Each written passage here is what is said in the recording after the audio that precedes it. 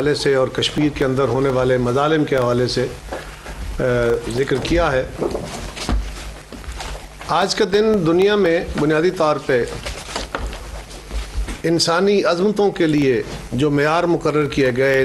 ایک minimum level انسانیت کا جو مقرر کرنے کے لیے دنیا میں ایک لمبی سٹرگل تھی۔ 1948 میں اس کے اوپر ایک چارٹر بن کے ایک معاہدہ کر لیا گیا اور کچھ سٹینڈرڈ طے کر دیے گئے،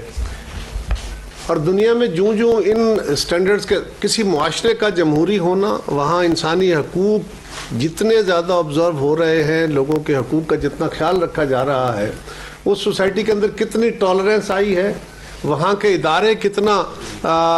انسانی حقوق کو رسپونڈ کر رہے ہیں یا اس کی وائلیشن کے اوپر کتنا ایکشن لے رہے ہیں، یہ ایک گیج ہوتا ہے۔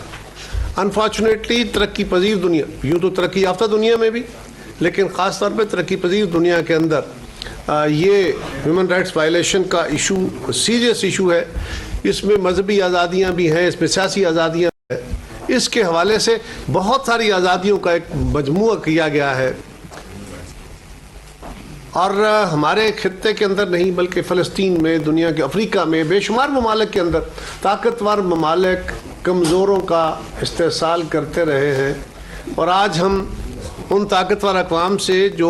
ورلڈ سٹینڈرڈز کی، ہیومن رائٹس سٹینڈرڈز کی یا ڈیموکریٹک سٹینڈرڈز کی باتیں کرتے ہیں، آج ہم ان کو ان کی ذمہ داری یاد کراتے ہیں۔ ہم بہت سارے مسائل کا سامنا کر رہے ہیں، ہم ترقی پذیر دنیا کے لوگ بہت سارے مسائل کا سامنا کر رہے ہیں، لیکن ہمارے ہاں اتھارٹیرین رویے جو ہیں وہ انسانی حقوق، اسی طرح جابرانہ سرمایہ داری کے رویے، جاگیرداری کے رویے، انتہا پسندی کے رویے، فرقہ واریت، یہ ساری چیزیں انسانی حقوق کی وائلیشن کا بہت بڑا سبب بنتی ہیں۔ لیکن کچھ ممالک ایسے ہیں جو اس کو اپنا ایک ہتھیار کے طور پہ استعمال کرتے ہیں، جو تشدد کو اپنے ایک ہتھیار کے طور پہ اپنے مخالفین کے خلاف استعمال کرتے ہیں، اور کئی تشدد کے اسی عمل کو یا سیاسی آزادیاں سلب کرنے کے لیے یا اپنی چیپ پاپولیرٹی کے لیے استعمال کرتے ہیں، اور یہ پاپولسٹ لیڈروں کا بھی ایک ہتھیار ہوتا ہے۔ ان کا طرز سیاست بھی بنیادی طور پہ انسانی حقوق کی خلاف ورزی کی بنیاد پہ کھڑا ہوتا ہے، اس لیے کہ وہ مصنوعی ہوتا ہے۔ ہندوستان کشمیر کے اندر آج 75 سال ہونے کو ہیں،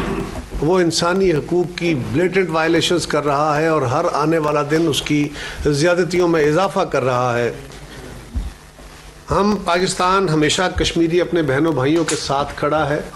ان کے ساتھ ہونے والے مظالم میں، اور ہم ان کی عظمتوں کو سلام کرتے ہیں۔ تمام تر جبر و ظلم کے باوجود وہاں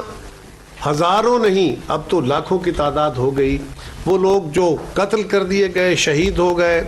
جو کسٹوڈیل کلنگ کا شکار ہوئے، جن کے گھروں میں خواتین کے ساتھ تشدد کیا گیا، جنسی تشدد کیا گیا، وہاں مسلسل کرفیو لائک کیفیت رکھ کے، اب تو بلکہ کشمیر کو ساری دنیا ایک اوپن پریزن کہتی ہے، وہاں پہ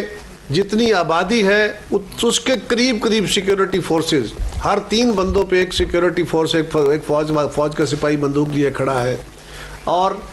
ان کے جنازوں کے اوپر ان کو اپنے گھر والوں کے، اپنے پیاروں کے جنازے پڑھنے نہیں دیے جاتے، ان کو عبادت کرنے کا حق نہیں دیا جاتا۔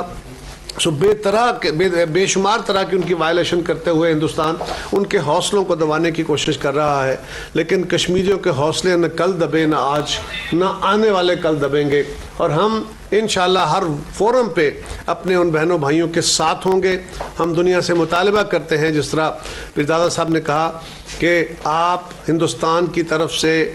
کشمیر میں اور اسرائیل کی طرف سے فلسطین میں، خاص طور پہ دنیا بھر میں، لیکن خاص طور پہ ان 2 خطوں میں جہاں پہ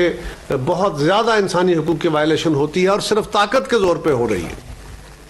اور دنیا اس طرف دھیان نہیں دے رہی، ہمیں دنیا کو جھنجھوڑ کے یاد کرانا ہے کہ جناب آپ نے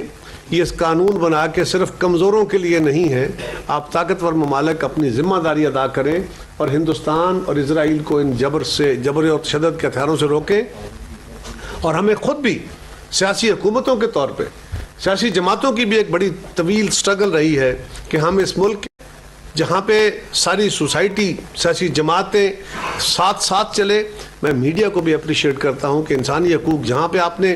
اپنی آزادیوں یعنی کلم و تحریر کی آزادی جو ہے اس کے لیے آپ نے جدوجہد کی ہے, اپنے سیاسی آزادیوں کے لیے, انسانی حقوق کے لیے, بالکل سیاسی جماعتوں کے شانہ بشانہ, بلکہ آپ آگے بڑھ کے آپ نے اس پہ رول پلے